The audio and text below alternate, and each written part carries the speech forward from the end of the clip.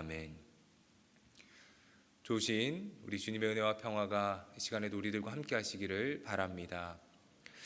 오늘 본문은 남유다에 임한 가뭄에 대한 예언 말씀입니다. 앞으로 유다 땅에는 심각한 가뭄이 임할 것입니다. 2절부터 6절까지 말씀은 가뭄이 미친 치명적인 피해에 대해서 설명하고 있습니다. 귀족들은 물을 구하려고 종들을 보내지만 우물에 가도 물이 없어서 빈 그릇만 들고 돌아옵니다. 땅은 비가 내리지 않아서 지면이 거북이 등껍질처럼 쩍쩍 갈라지고 농부들은 어찌할 바를 몰라서 애를 태우고만 있습니다. 심각한 가뭄은 인간에게만 피해를 주는 것이 아닙니다. 들에 암사슴이 새끼를 낳았지만 먹을 풀이 없어서 새끼를 버리고, 들나귀가 먹을 풀이 없어서 헐떡이며 기력이 쇠하여서 눈에 초점이 흐려집니다. 가뭄으로 인하여 유다 땅의 모든 생물이 고통스러워합니다.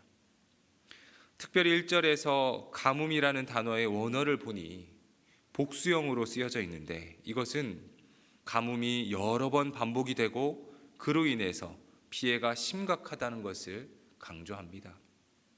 이제 유다는 가뭄으로 식수는 모두 마르고 땅은 황폐해지고 가축들도 견딜 수 없는 상황이 될 것입니다.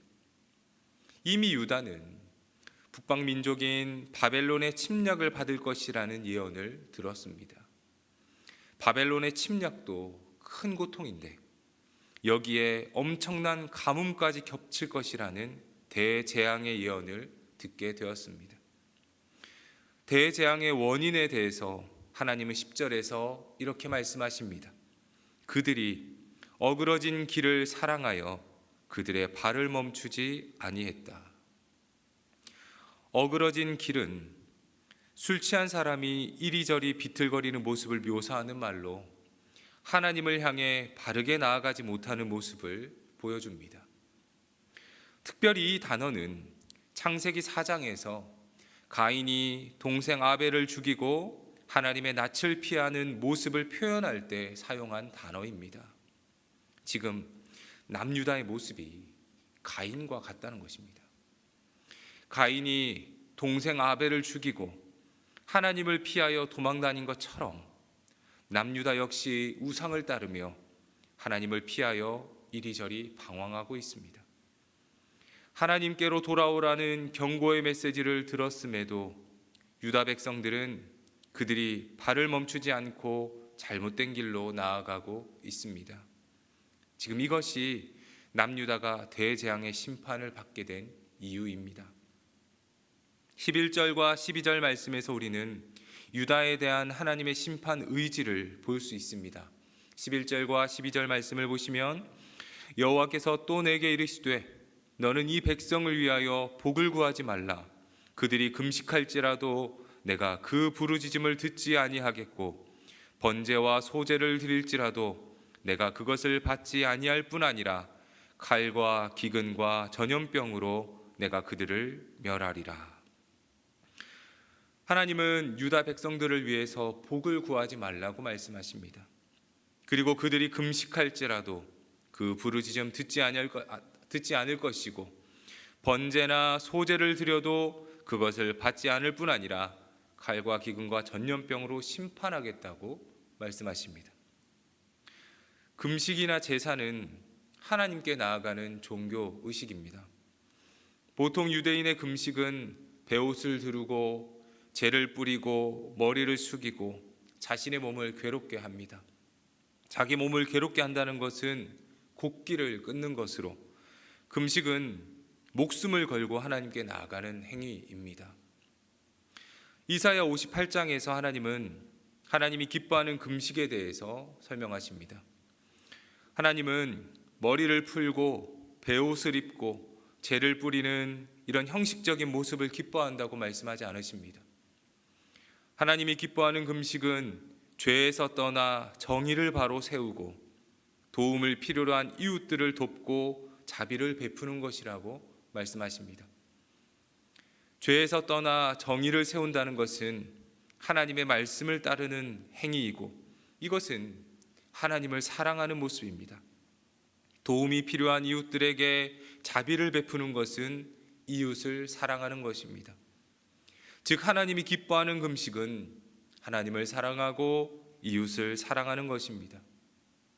하나님은 금식의 외형적인 모습을 보시며 기뻐하는 것이 아니라 하나님을 사랑하고 이웃을 사랑하는 삶의 진정성을 기뻐하시는 것입니다. 오늘 본문에서 유다 백성이 금식과 제사를 드릴지라도 하나님이 받지 않으실 것이라는 말은 백성들의 진정성 있는 금식과 제사가 아니라는 말입니다. 큰 재앙 앞에서도 유다 백성은 하나님께 진심으로 회개하지 않는다는 것입니다. 백성들은 하나님 앞에서 형식적인 모습만 갖출 뿐 전심으로 회개하거나 변화하지 않습니다. 그들의 금식과 제사는 고통스러운 고난 앞에서 그것을 모면하기 위한 행동일 뿐 진정성이 없습니다.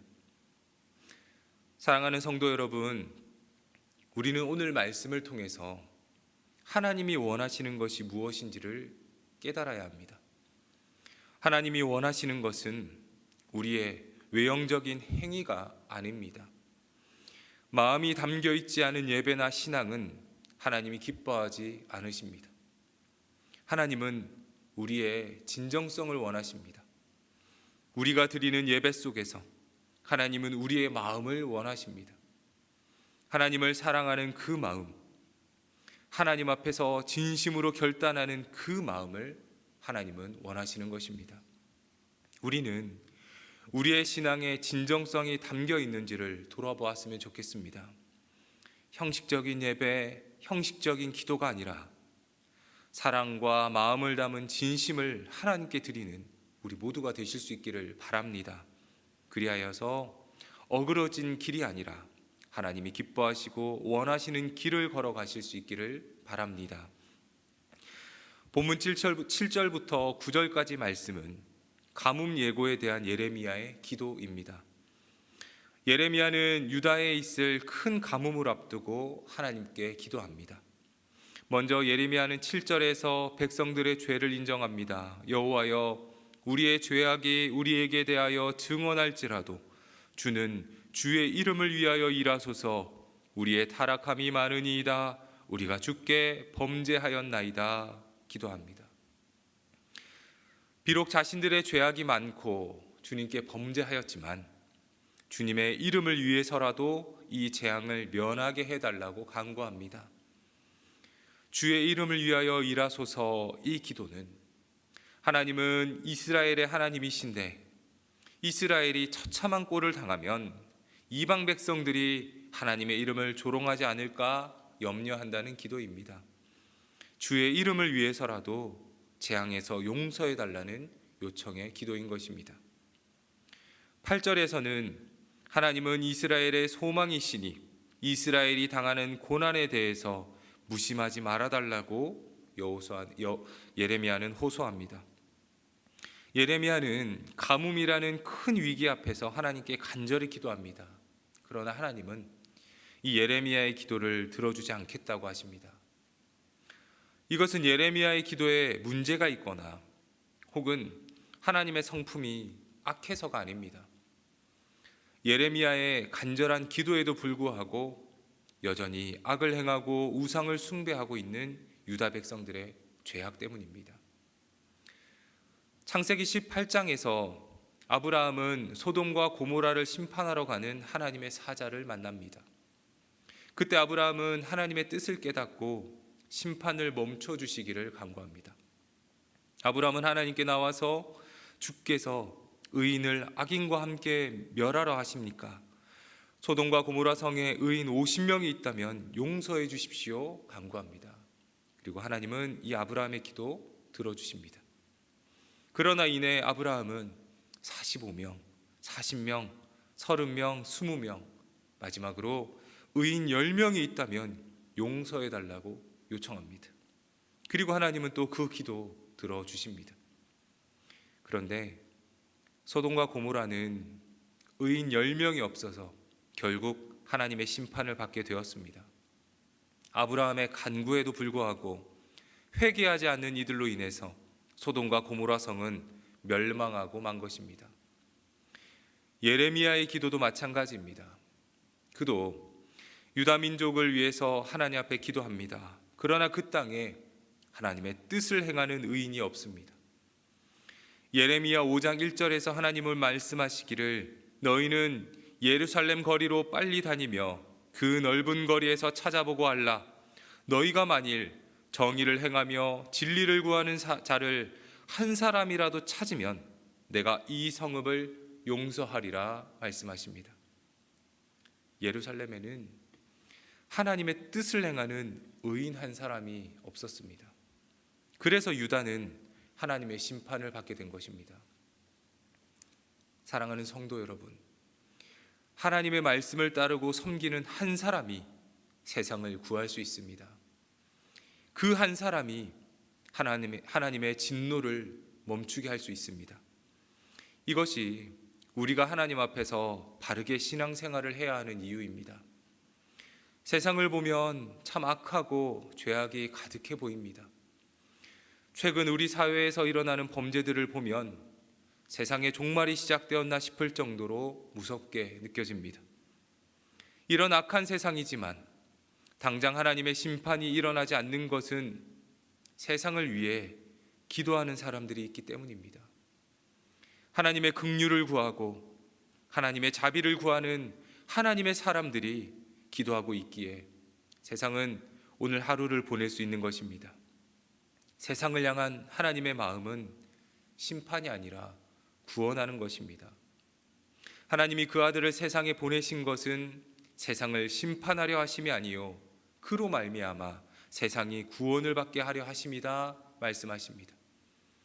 비록 어그러진 길을 사랑하고 하나님을 떠난 세상처럼 보이지만 하나님은 그들이 구원받길 원하시고 그들이 다시 하나님께로 돌아오기를 원하십니다.